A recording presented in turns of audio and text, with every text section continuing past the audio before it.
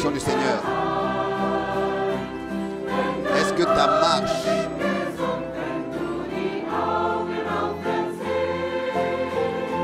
est pour le ciel?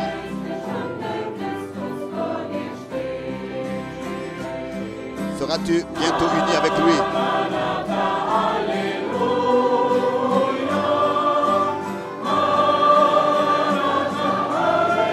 Maranatha, alléluia. Maranatha, alléluia.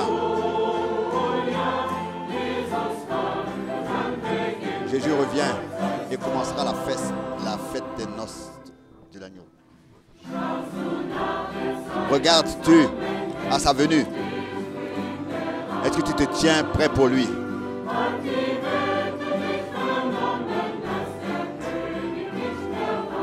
Est-ce que le monde a appris par toi que son retour est proche?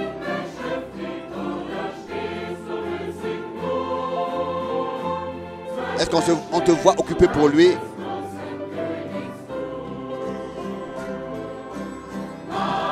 Maranatha. Alléluia. Maranatha. Alléluia.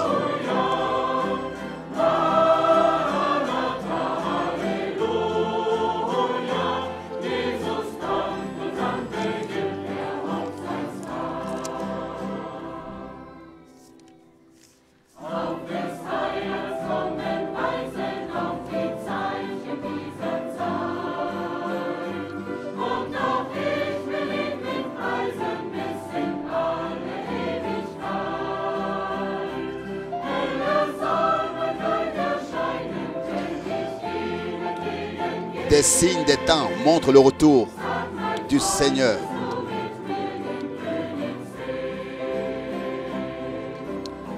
Et je veux aussi aller à sa rencontre avec louange,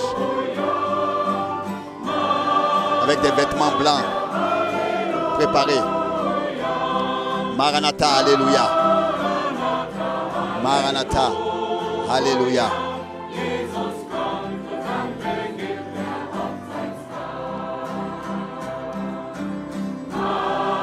Jésus revient et le festin des noces commencera. Alléluia. Maranatha.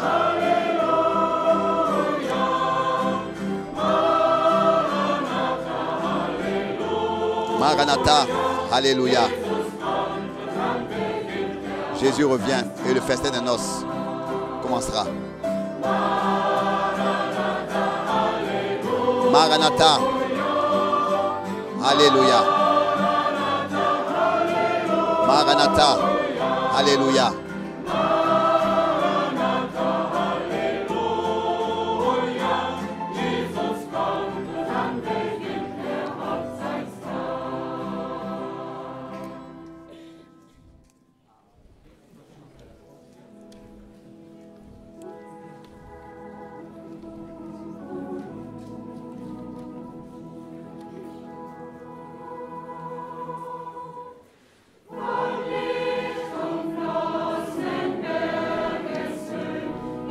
Le sommet des montagnes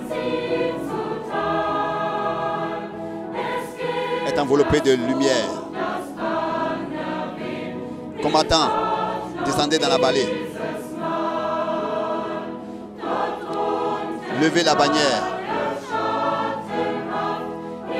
pour Dieu encore une fois.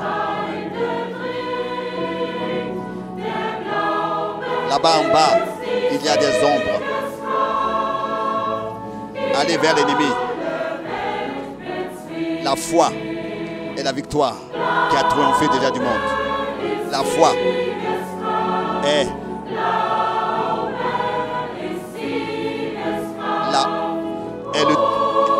la puissance pour la victoire qui a déjà vaincu le monde.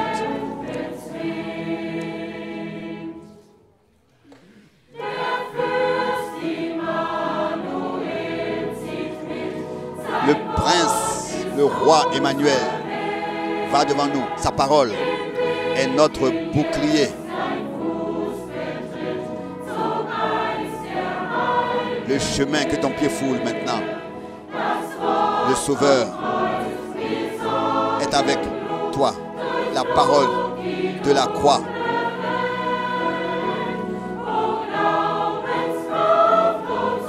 Pour faire se retirer les ténèbres. Oh, la puissance de la foi. Le témoignage du sang.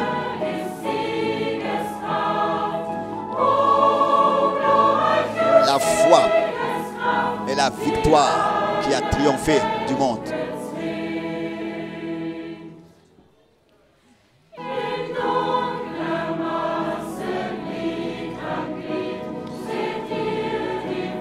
Membres collés l'un après l'autre.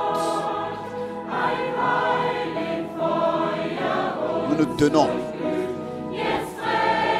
Et l'ennemi se retire. Revêtu de l'armure de la tête aux pieds. Le bouclier de la foi, le casque du salut. La courage de la justice.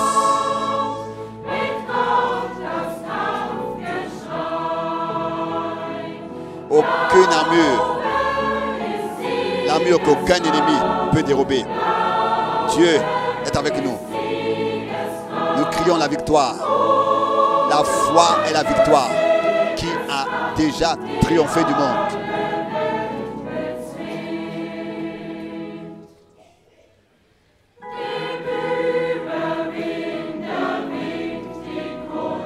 Au vainqueur est préparée la couronne et le vêtement blanc.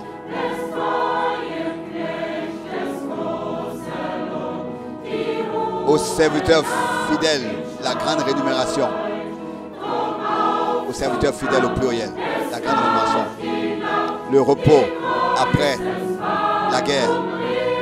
Donc, prenez courage. Car la foi est la victoire qui triomphe du monde. La foi est la victoire qui triomphe du monde.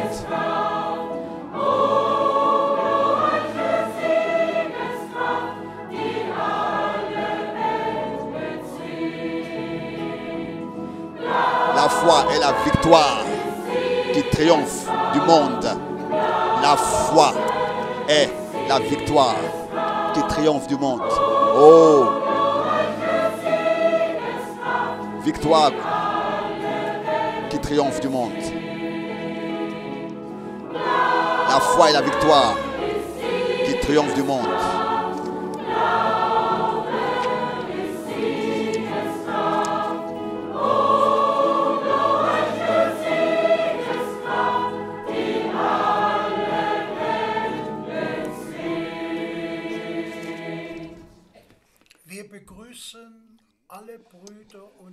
Nous saluons tous les frères et les sœurs, tous les amis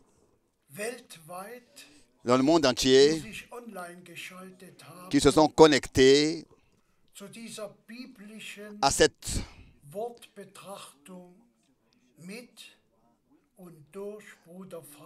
observation biblique de la parole avec et par Frère Franck. Nous vous saluons très cordialement. Nous aurions bien voulu déjà, bien mes frères et sœurs, pouvoir vous inviter de nouveau à Krefeld à la réunion, aux réunions pour de là vous saluer. Mais malheureusement, cela n'est pas encore possible pour les raisons bien connues. Et nous sommes d'autant plus reconnaissants au Seigneur pour ces émissions qui sont envoyées de Krefeld par la précieuse parole et les prédications des années 80 qui sont envoyées hebdomadairement. Le Seigneur, d'une manière merveilleuse, nous a bénis richement et nous lui faisons confiance qu'il continuera à le faire. Je lis une parole de l'Écriture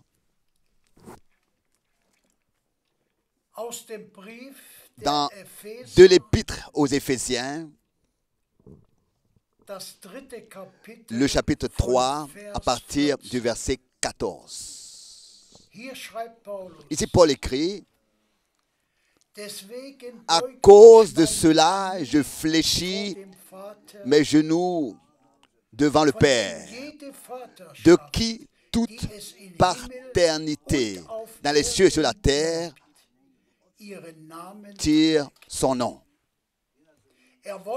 afin qu'il vous donne, selon la richesse de sa gloire, d'être puissamment fortifié, en allemand, d'être revêtu de la puissance d'en haut par son esprit dans l'homme intérieur, en sorte que Christ habite dans vos cœurs par la foi, étant enraciné, afin que vous soyez profondément enracinés et fondés dans l'amour, et que vous puissiez comprendre avec tous les saints quelle est la largeur, la longueur, la profondeur et la hauteur,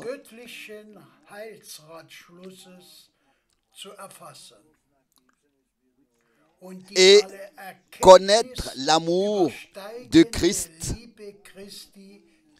qui surpasse toute connaissance, en sorte que vous soyez remplis jusqu'à toute la plénitude de Dieu.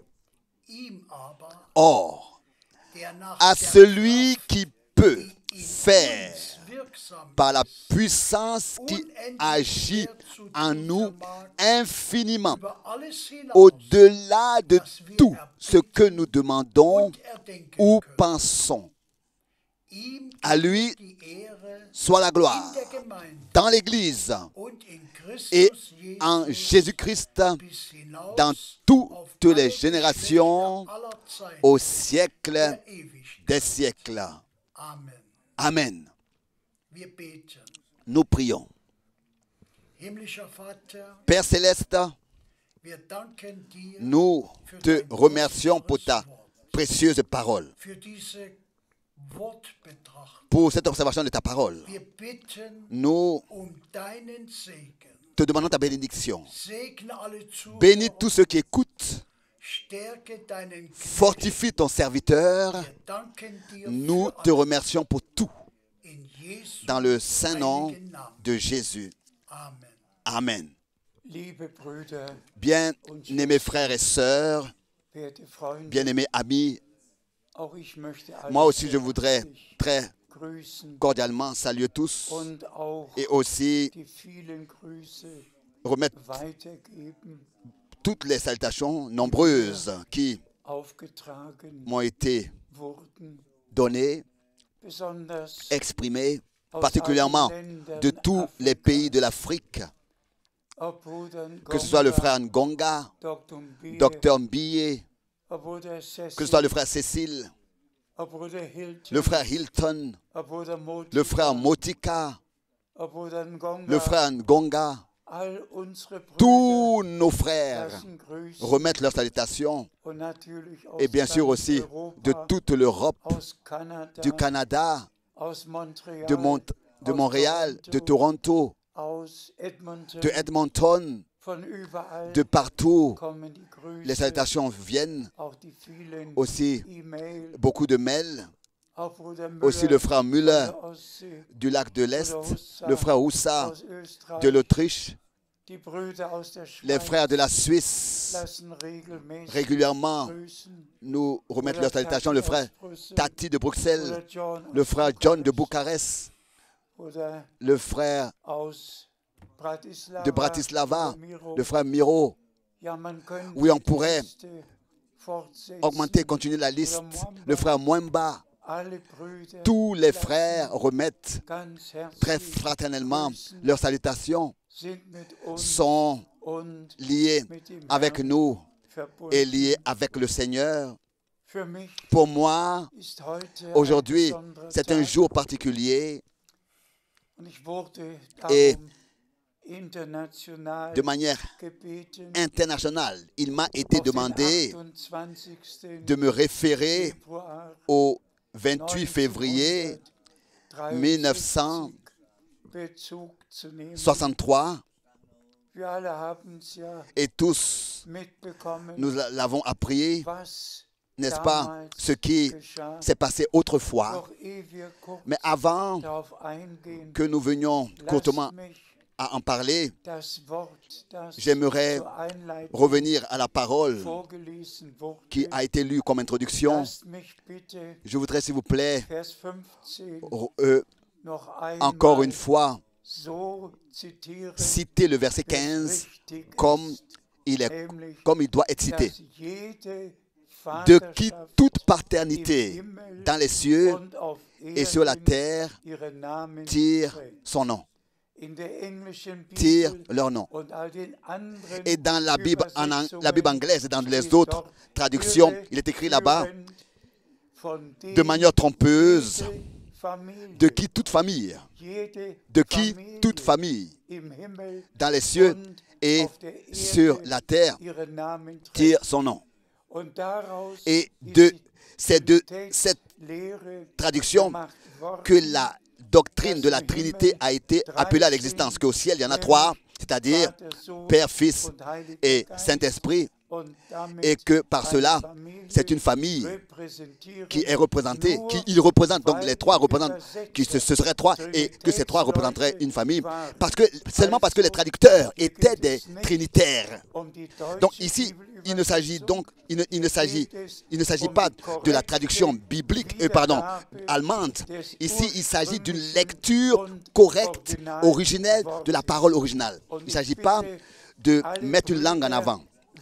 Et je demande aux frères dans le monde entier de vous éloigner de cette pensée que on voudrait mettre la langue allemande, l'allemand, à la première place des traductions. Mais nous devons simplement dire plutôt que il faut dire que dans les autres langues, ce verset est bien mieux traduit dans les traductions les plus récentes que dans les anciennes. Donc, revenons à notre devoir, à ce qui nous a été demandé. Le 28 février 1963. Le 28 février a été précédé de mars 1962, alors que frère Branham, là il lui avait été dit en 62, déjà en mars, qu'il n'entreprenne pas le voyage pour la Suisse, mais qu'il revienne à Jacksonville et déménage en Arizona. Et Dieu a conduit réellement les choses ainsi qu'au début du mois de décembre 1962,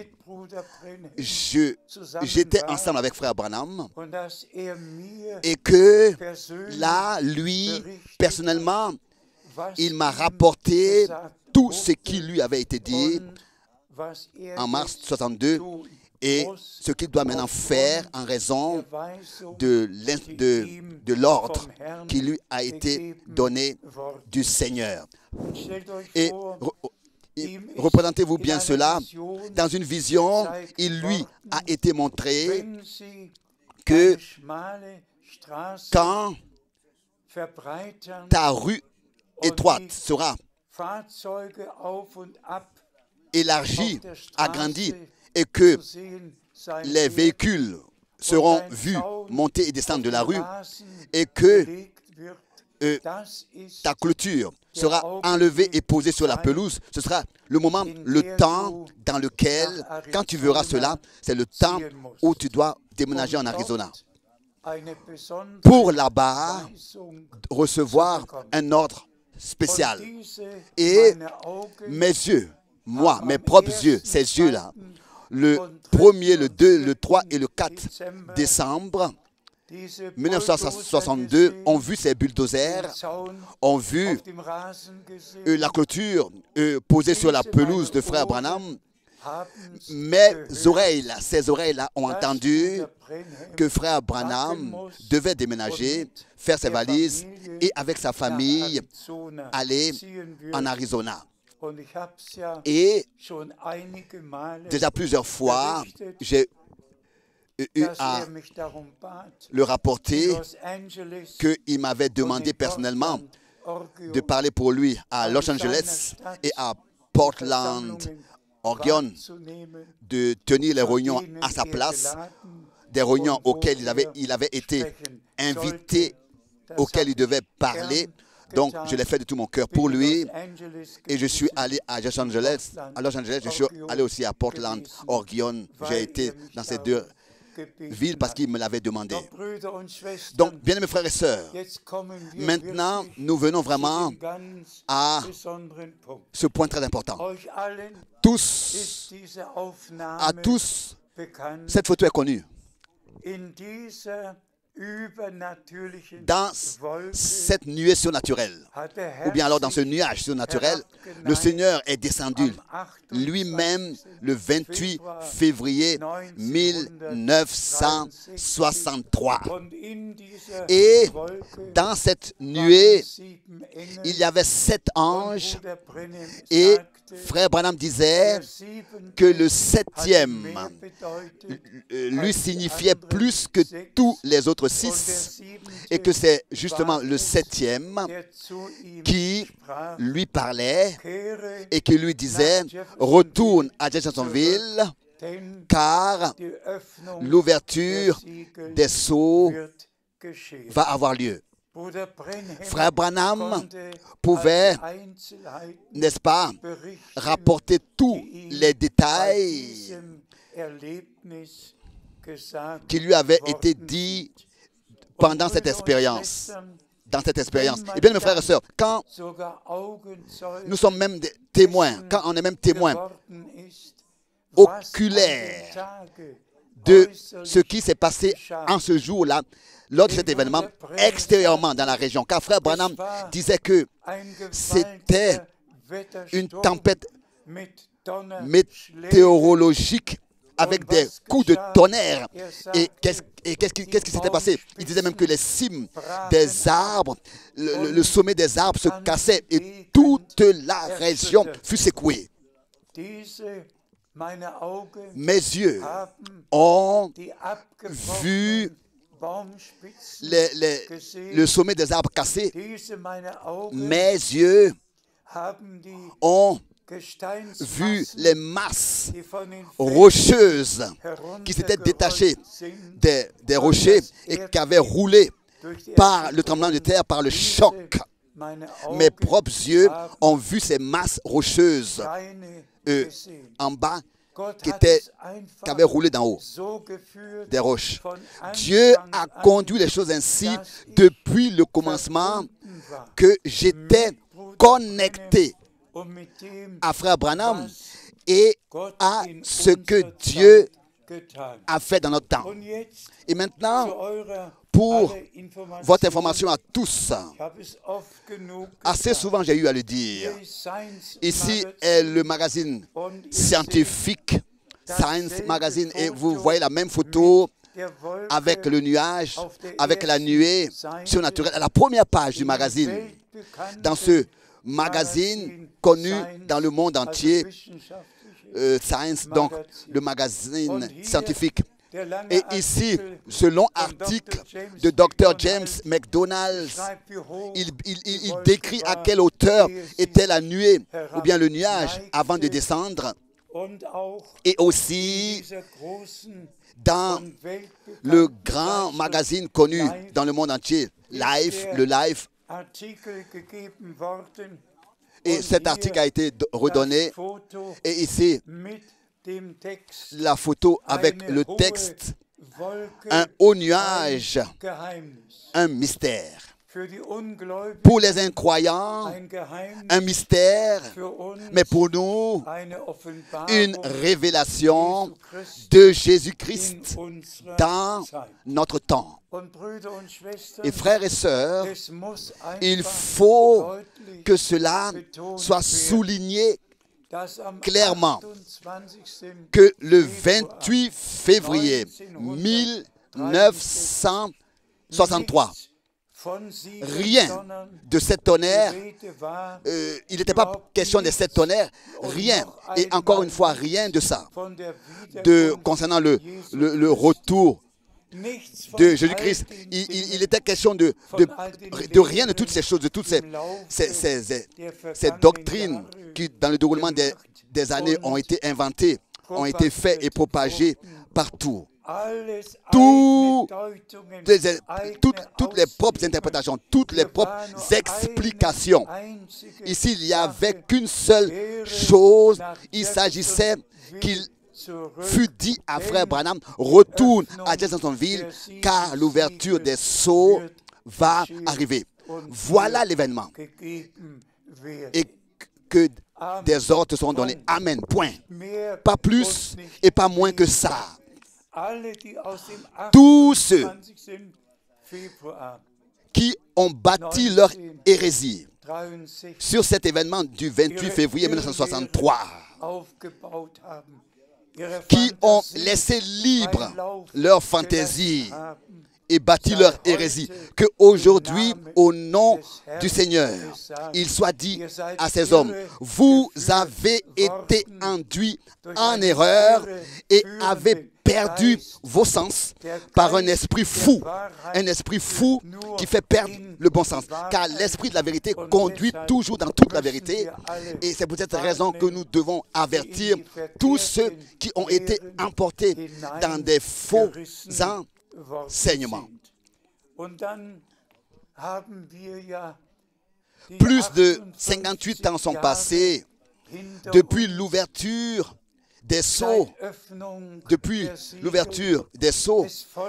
et le 17 au 24 mars a suivi quand frère Branham a prêché sur les sceaux en 63.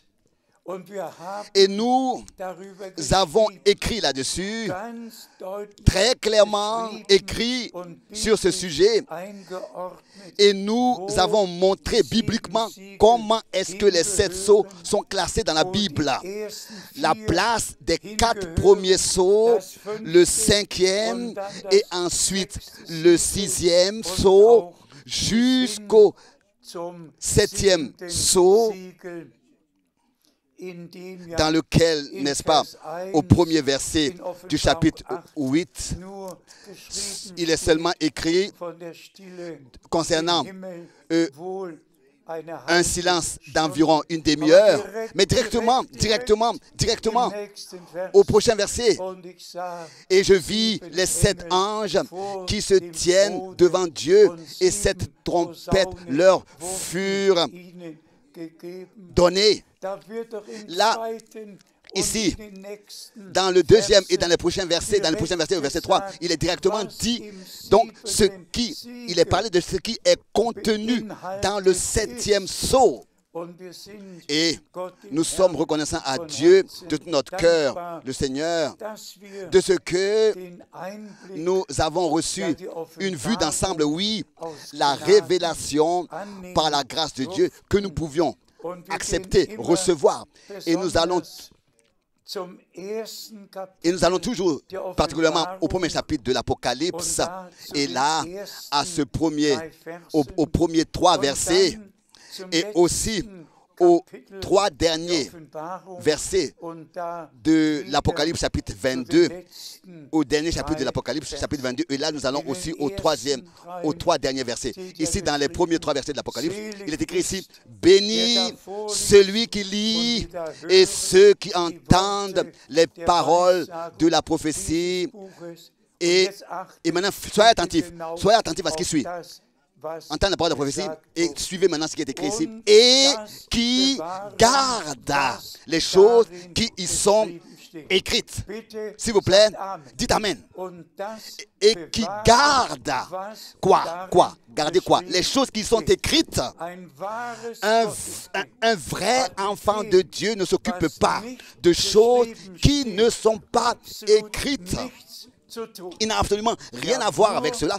Nous nous intéressons uniquement aux témoignages écrits selon lesquels les Saintes Écritures nous sont gracieusement léguées. Et bien, mes frères et sœurs, de la même manière, Apocalypse chapitre 22. Et si quelqu'un retranche quelque chose des paroles du livre de cette prophétie, Dieu retranchera sa part. Ou alors, si quelqu'un ajoute quelque chose, sa part sera ôtée de l'arbre de la vie. S'il vous plaît, ayez du respect devant la parole de Dieu. Et aussi, dans Apocalypse 10, d'une manière particulière, car c'est seulement quand l'ange du Seigneur, en tant qu'ange de l'Alliance, descend et pose son pied droit sur la mer et son pied gauche sur la terre. Cela n'a pas lieu, cela n'a pas eu lieu, s'il vous plaît, le 28 février en 1963. Cela est encore aujourd'hui dans le futur. Notre Seigneur, n'est-ce pas, est l'ange de l'Alliance. L'arc-en-ciel est au-dessus de sa tête et il est enveloppé d'une nuée. Et l'arc de l'Alliance, l'arc-en-ciel est l'arc de l'Alliance. Et c'est quand il posera son pied sur la mer et son pied gauche sur la terre que les sept tonnerres feront entendre leur voix. S'il vous plaît, laissez tout tel que Dieu l'a ordonné. Laissons les choses, les événements tels que Dieu les a classés. Et je demande aux frères et sœurs dans le monde entier de recevoir la grâce, de trouver la grâce devant Dieu, de ne rien ajouter au témoignage des Saintes Écritures, de ne rien retrancher au témoignage des Saintes Écritures, mais de laisser tout tel que c'est écrit. Dans ce contexte des choses, bien-aimés frères et sœurs, il faut encore qu'il soit ajouté et dit concernant ce qui s'est passé ici, dans cette photo, alors que frère Branham à Houston, Texas, dans ce grand auditorium parlait, et que cette lumière surnaturelle est descendue, et des photographes incroyants, des journaux, des reportages des journaux ont fait des photos. Et qu'est-ce que frère Branham disait? Je ne suis pas ici pour rendre témoignage pour moi-même. Le Seigneur qui m'a envoyé lui-même rendra témoignage du mandat, de l'appel et de l'envoi qu'il m'a donné. Et c'était le moment où il prononçait cette phrase. C'est au moment bien précis que cette lumière, cette nuée surnaturelle est descendue sur la tête de frère Branham, a apparu sur sa tête. Et là aussi, j'ai suivi toutes ces choses. J'ai été au Houston, Texas, j'étais à Dallas, Texas, j'étais à Washington. Et à Washington, moi-même, j'ai vu cette photo. Là-bas, elle est accrochée. À l'époque, elle était accrochée à la Galerie des Arts, dans la Galerie des Arts, à Washington.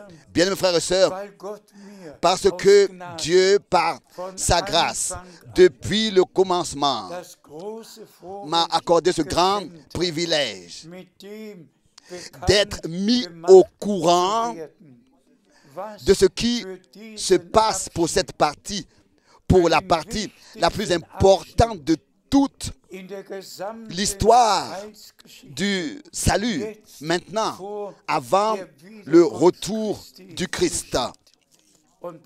Et bien, mes frères et sœurs, laissez-moi aujourd'hui le dire clairement. Et pour cela, nous allons tout de suite lire plusieurs Écritures. Qu'est-ce qui s'est passé? Ce qui s'est passé, c'est que notre Seigneur,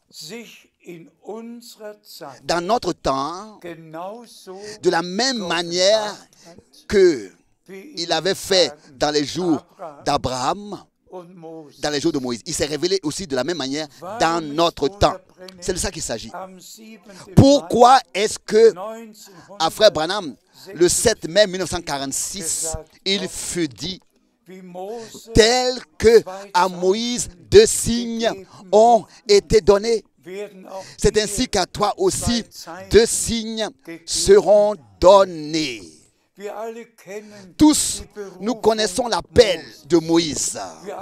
Tous, nous savons, nous connaissons la promesse que Dieu par Abraham avait déjà donnée dans Genèse chapitre 15. Sache que tes descendants seront étrangers dans un pays qui ne sera point à eux. Ils y seront asservis, on les opprimera pendant 400 ans. Et je les ferai sortir. Quand le temps fut arrivé, le Seigneur, Dieu, dans une flamme de feu, a apparu dans Exode chapitre 3 à son serviteur et prophète. Et nous lisons aujourd'hui les versets bibliques qui nous décrivent, qui nous rapportent la manière avec laquelle le Seigneur, dans la colonne de feu et la nuée, a accompagné son peuple durant le jour et la nuit. Et de frère Branham, nous avons toujours entendu que la même colonne de feu, la même nuée surnaturelle nous est apparue, m'a apparu, disait frère Branham. Et combien de fois dans les réunions de prière, il disait, l'ange de l'Éternel est maintenant dans la colonne de feu sur cette personne et sur cette personne. Dans la dernière prédication de juin 1962, j'ai entendu frère Branham dire qu'au jour du jugement, vous constaterez que l'ange de l'Éternel n'était pas éloigné de moi à plus de 2 mètres. Je crois qu'il a dit fin décembre 1962. Et l'ange de l'Éternel, l'ange du Seigneur, l'ange de l'Alliance. Et si vous allez dans Exode 3, l'ange de l'Éternel a apparu. L'Éternel vit qu'il se détournait pour voir et Dieu l'appela du milieu du buisson ardent. 3 choses ici sont mentionnées dans Exode 3. Dans une seule expérience, l'ange de l'Éternel et ensuite Dieu. C'est simplement des révélations du même Dieu et nous sommes très, très reconnaissants pour cela. Je pourrais encore mentionner plusieurs choses concernant ce que Dieu a fait et aussi concernant ce témoignage des citations de frère Branham qu'il a fait en se référant à l'événement du 28 février 1963. S'il vous plaît, je le dis encore une fois, laissez tout tel que Dieu, par sa grâce, nous l'a légué, nous l'a transmis, c'est-à-dire n'acceptez aucune interprétation. Ça ne sert à personne de dire que le prophète a dit, le prophète a dit. Moi, je veux voir où est-ce que cela est écrit dans la Bible, ce qui est prétendu que le prophète aurait dit. Et puisque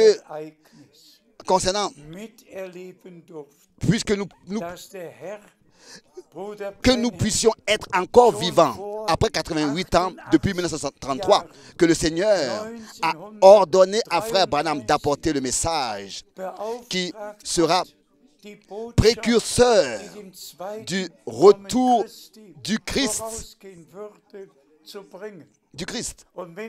Et si nous référons à toutes les autres dates et à toutes les autres années, et si nous le mentionnerons, nous voulions les mentionner ici. Mais mes frères et sœurs, nous pensons à cette écriture de l'apôtre Pierre, qui pouvait dire que le Seigneur ne tarde pas avec l'accomplissement de ses promesses.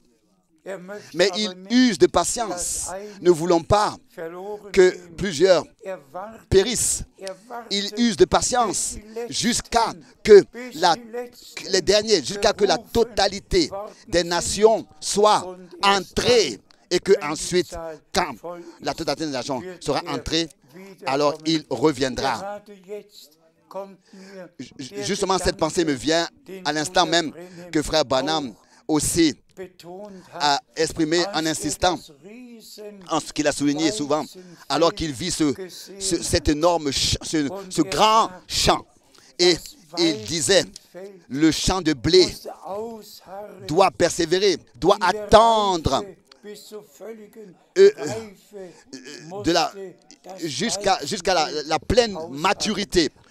Jusqu'à sa pleine maturité, le champ de blé doit persévérer, doit attendre. Nous aussi, bien frères et sœurs, nous devons, dans ce temps où les pestes font des ravages, où beaucoup ne se retrouvent plus avec les circonstances autour de nous, avec les pestes, avec le corona, avec la pandémie, avec tout ce qui est venu sur l'humanité. S'il vous plaît, restez ferme, restez sobre en toute manière, et nous voulons reconnaître ce temps dans lequel nous vivons et nous redresser et lever nos têtes, car nous savons que notre rédemption est proche. Et en même temps, encore une fois, insister ici, souligner ces différents versets que nous allons lire, pour montrer qu'en ce qui concerne le 28 février 1963, le Seigneur s'est exactement, le 28 février, révélé dans notre temps. Il est descendu sur terre comme du temps d'Abraham, comme du temps de Moïse, comme du temps de Paul, alors que le Seigneur, sur le chemin de Damas, lui avait apparu dans une lumière surnaturelle. Et que le Seigneur, ainsi de cette manière, dans notre temps, de la même manière, dans la même lumière, est descendu, s'est révélé pour donner des ordres ici sur terre à son serviteur. Lisons pour première chose, d'abord d'Exode. En allemand, nous disons le deuxième livre de Moïse, Exode, le chapitre 13, à partir du verset 21, oui. 21 et 22. S'il te plaît, Frère Borg. L'Éternel allait devant eux le jour dans une colonne de nuée pour les guider dans leur chemin, et la nuit dans une colonne de feu pour les éclairer. Amen. Un moment. Pour les guider dans leur chemin et ensuite pour éclaircir le chemin. Les guider sur le chemin et leur éclaircir le chemin afin qu'ils marchent jour et nuit. La colonne de nuée ne se retirait point de devant le peuple pendant le jour, ni la colonne de feu pendant la nuit. Le Seigneur a accordé sa grâce. Il a guidé son peuple dans le chemin, il a montré le chemin et ensuite il a éclairci le chemin.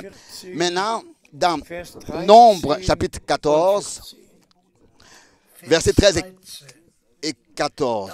Nombre chapitre 14, versets 13 et 14. Moïse dit à l'Éternel, les Égyptiens la prendront, eux du milieu desquels tu as fait monter ce peuple par ta puissance. Le verset 14. Et ils le diront aux habitants de ce pays. Ils savaient, les habitants de ce pays, qui ont appris que toi, l'Éternel, tu es au milieu de ce peuple et que tu apparais visiblement, toi, l'Éternel, que ta nuée se tient sur lui, sur ce peuple, et que tu marches devant ce peuple le jour dans une colonne de nuée et la nuit dans une colonne de feu. Oh, quelle merveilleuse parole! Le Seigneur n'a pas seulement appelé son peuple à sortir avec puissance, n'a pas seulement fait sortir son peuple avec puissance. Le sang des agneaux fut répandu, l'exode, la sortie avait eu lieu avec puissance. Et maintenant, le Seigneur accompagnait son peuple. Mais bien, mes frères et sœurs, c'est exactement la même chose avec nous dans ce temps. Le Seigneur a répandu son sang et le sang est encore sur le trône de la grâce. Il a accordé sa grâce, il nous a fait sortir avec puissance et il nous éclaire, il nous guide sur le chemin, il nous montre le chemin. Oui, il nous a montré le chemin. Il nous a guidés sur le chemin et il nous a ensuite éclairci le chemin. Et il est avec nous par sa grâce. Il nous accompagne. Aussi vrai qu'il nous a guidés sur le chemin et éclairci le chemin. Ensuite, dans Néhémie, le chapitre 9, à partir de versets 12 et 13. Tu les guidas le jour par une colonne de nuée et la nuit par une colonne de feu qui les éclairait dans le chemin qu'ils avaient à suivre. Tu descendis toi-même sur la montagne de Sinaï. Tu leur parlas du haut des cieux. Et tu leur donnas des ordonnances justes, des lois de vérité, des préceptes et des commandements excellents. Tu leur fis connaître ton saint sabbat et tu leur prescris par Moïse, ton serviteur.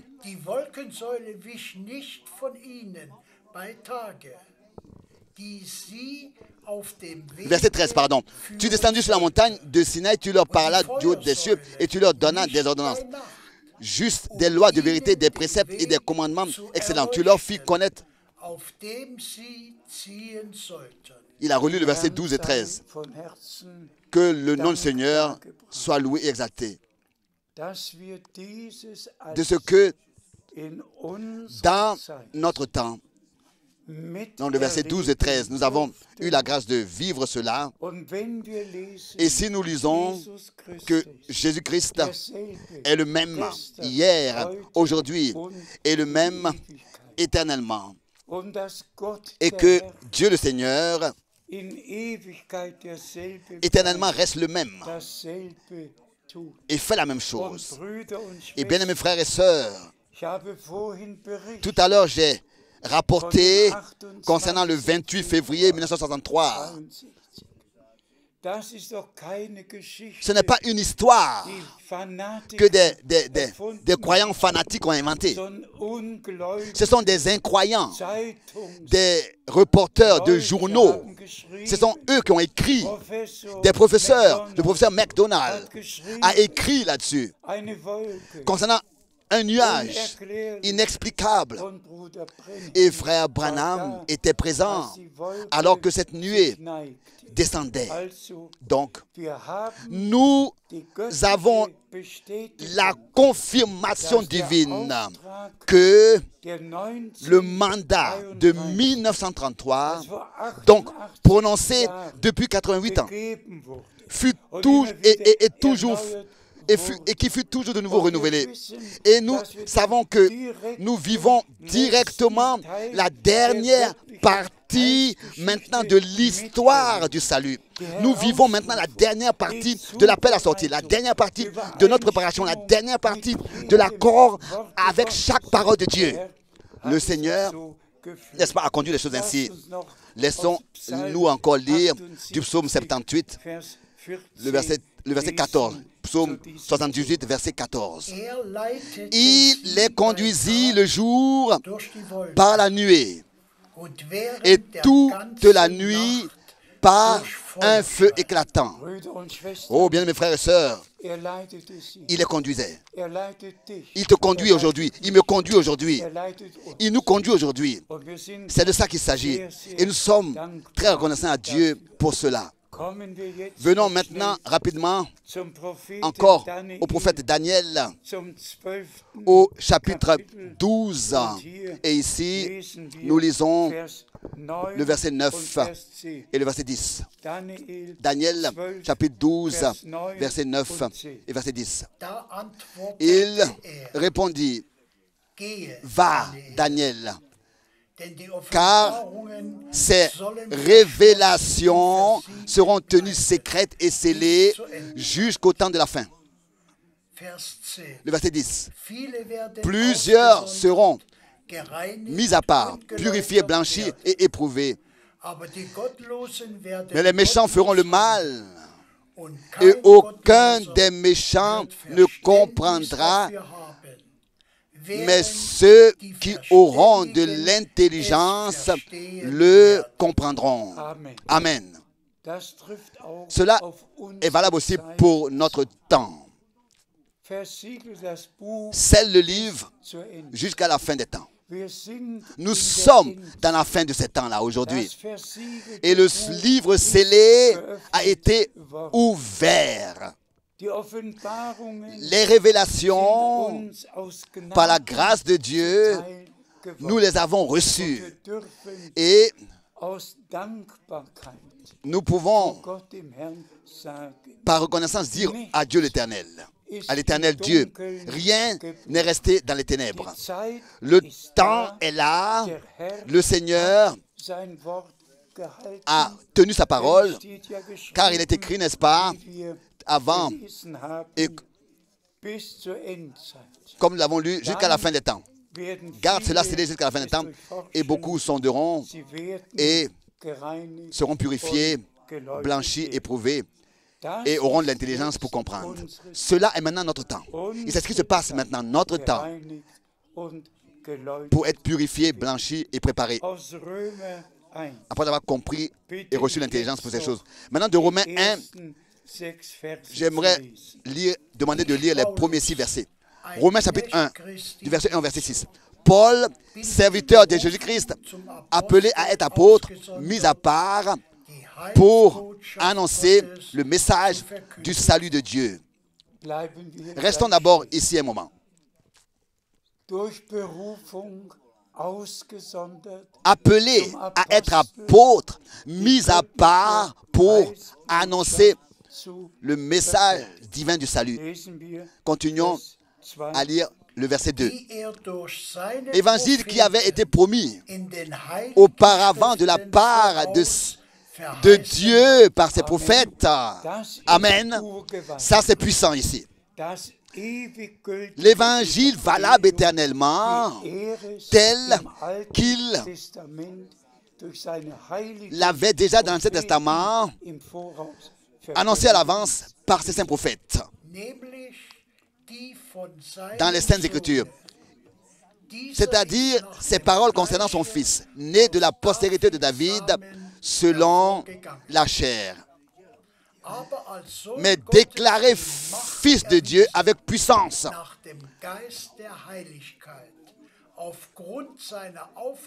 selon l'esprit de sainteté, par sa résurrection d'entre les morts, Jésus-Christ, notre Seigneur. Par lui, nous avons reçu la grâce et l'apostolat pour amener en son nom à l'obéissance de la foi tous les païens, parmi lesquels vous êtes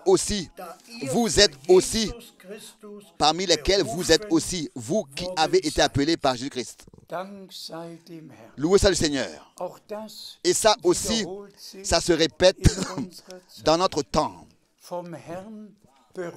Appelé du Seigneur à annoncer l'évangile éternel, l'évangile valable éternellement. Et si notre Seigneur, cela se répète encore, c'est répété encore maintenant actuellement. Et si notre Seigneur a dit que cet évangile du royaume de Dieu sera prêché à toutes les nations comme un témoignage, et qu'ensuite la fin viendra, C'est ainsi que cela, dans notre temps, s'est accompli.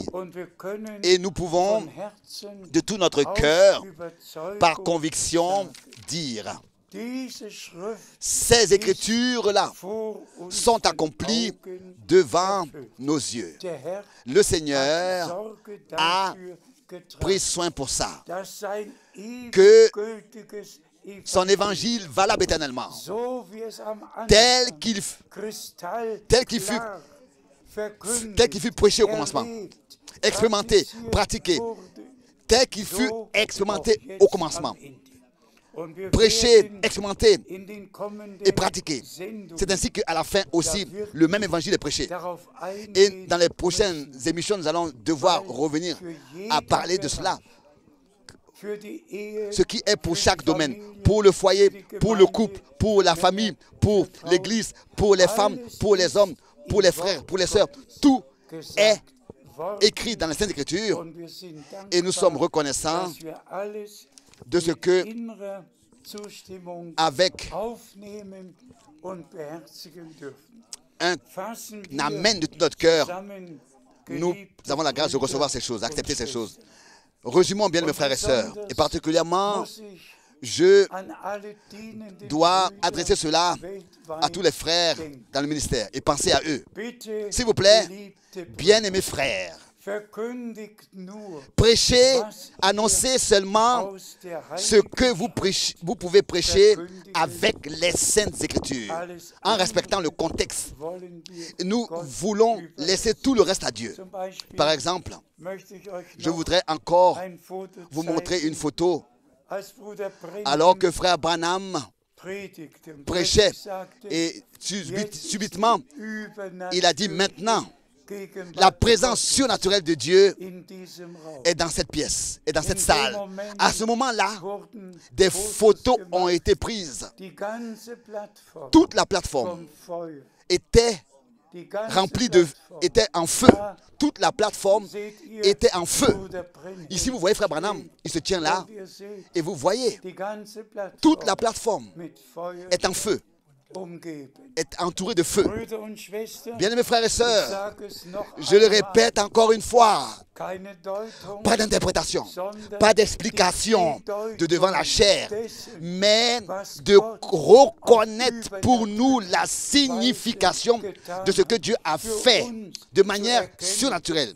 De reconnaître la signification que cela a pour nous et que nous ne sommes pas des hommes qui ont présenté à Dieu sur la table leur programme et qui sont en train de dire à Dieu ce qu'il doit faire. Mais plutôt que Dieu a envoyé son prophète à qui la parole était venue et que tout a été rétabli. Tout a été rétabli. Si je vous dirais à tous tout ce que Dieu m'a fait vivre par frère Branham, avec frère Branham, par lui, alors que frère Branham me disait clairement, m'a dit par exemple, la famine que tu as vue, qui t'a été dite, n'est pas une famine terrestre, qui t'a été dite par le Seigneur en 1962, le 2 avril. Mais cette famine, c'est que Dieu enverra une fin pour écouter ces paroles. Si je vous énumérais toutes les fois, aussi le 12 juin 1958 à Dallas, Texas, après cet entretien intime avec frère Branham, alors que pour la première fois de sa bouche, j'avais entendu le mot envoi, ordre, appel, message, et à la fin il m'a dit, avant cela, un frère, et il avait dit, alors qu'il prêchait, tout à l'heure, il y a un frère de l'Allemagne qui m'a embrassé, et il m'avait dit, frère Franck, avec ce message, tu iras, tu retourneras en Allemagne. Si j'énumérais toutes les fois où j'ai pu être avec frère Branham, avec lui, à la même table, manger avec lui, dans la même voiture, me déplacer avec lui. Avec lui, j'ai pris part à des réunions. j'ai la grâce devant le Dieu Tout-Puissant en tant que témoin oculaire et iroculaire, devant sa sainte parole. J'ai la grâce de témoigner ce que j'ai vu, ce que j'ai entendu. Et je peux aussi ajouter à cela, nous n'avons pas suivi des fables habilement conçues, mais nous avons prêché la sainte et précieuse parole de Dieu. Nous l'avons laissée être valable en toutes choses. Et encore une fois, adressé à tous les frères qui relient le 28 février 1963 avec des doctrines de tonnerre, avec le retour du Seigneur qui aurait déjà eu lieu à cette date, qui relie cette date avec toutes sortes d'hérésies. Vous avez perdu vos sens par un esprit fou. Car le sang est encore sur le trône de la grâce et le Seigneur est encore notre avocat. Et encore, c'est le temps de la grâce. Imaginez-vous ce qui se serait passé. Imaginez-vous ce qui se passe avec tous ceux qui sont nés après 1963 et qui maintenant prétendent qu'en 63, le 28 février, le Seigneur serait revenu et que le temps de la grâce depuis le 28 février est passé alors qu'ils sont nés après 63. Je vous dis qu'ils ont perdu leur sens. Un esprit fou s'est saisi d'eux. Et c'est pour cette raison que le mot hérésie est à sa place, c'est-à-dire folie. Folie. Et ce qui est une folie, nous savons tous ce que c'est. Donc, dans ce contexte, dans le résumé, bien mes frères et sœurs, nous avons, j'ai et tous les frères dans le monde entier ont la sainte responsabilité de transmettre au peuple de Dieu seulement ce que Dieu, par les prophètes et les apôtres, nous ont légué, nous ont transmis, et ce que Dieu, par sa grâce, a de la parole révélée à notre bien-aimé frère Branham. Et nous sommes de tout notre cœur reconnaissants à Dieu pour cela. Que la bénédiction du Dieu Tout-Puissant se repose sur vous tous. Nous saluons encore une fois d'ici tous les frères et toutes les sœurs dans le monde entier, de tous les peuples, les langues et les nations. Encore une fois, je mentionne cela comme le frère Borg l'a déjà fait. Nous sommes reconnaissants de ce que les transmissions hebdomadaires, toutes les semaines, mercredi, samedi, dimanche, des prédications des années 80 se déroulent et que aussi les émissions live sont suivies. Et que aussi les émissions live sont suivies, vues et écoutées. Dieu le Seigneur a pris soin pour tout et il fera toutes choses d'une manière merveilleuse. Il achèvera toutes choses d'une manière merveilleuse. Et très bientôt, nous verrons l'action surnaturelle de Dieu par sa grâce. Nous expérimenterons cela comme il a promis à lui, le seul vrai Dieu. Soit l'honneur, la louange et l'adoration dans toute éternité. Amen. Seigneur Dieu Tout-Puissant, bénis ta sainte et précieuse parole. Et je te remercie que dans les élus, cette parole produira l'effet pour lequel tu l'as envoyé, exécutera toute ta volonté, ce que tu as voulu. Bien-aimé Seigneur, tu as une épouse sur cette terre, une épouse, et l'épouse entend, écoute l'appel de l'époux. Et nous te remercions de ce que tu nous as accordé le privilège de transmettre comme du cristal clair ce message divin que tu as confié à frère Branham, ton serviteur le prophète. Que nous puissions de la même manière transmettre ce message-là comme un cristal clair. À toi, notre Seigneur et Rédempteur, fidèle, soit apportée la reconnaissance éternelle dans le saint nom de Jésus. Amen.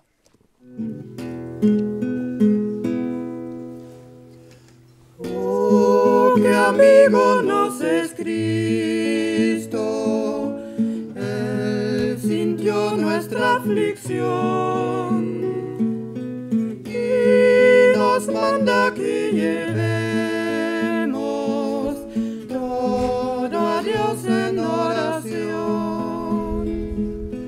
Vive el hombre desprovisto de consuelo y protección, es porque no tiene dicho todo a Dios en oración. Vives débil y cargado de temor y tentación. A Jesús tu amigo eterno cuenta todo en oración. Te desprecian tus amigos, dilo a él en oración. En tus brazos cariñosos paz tendrá tu corazón.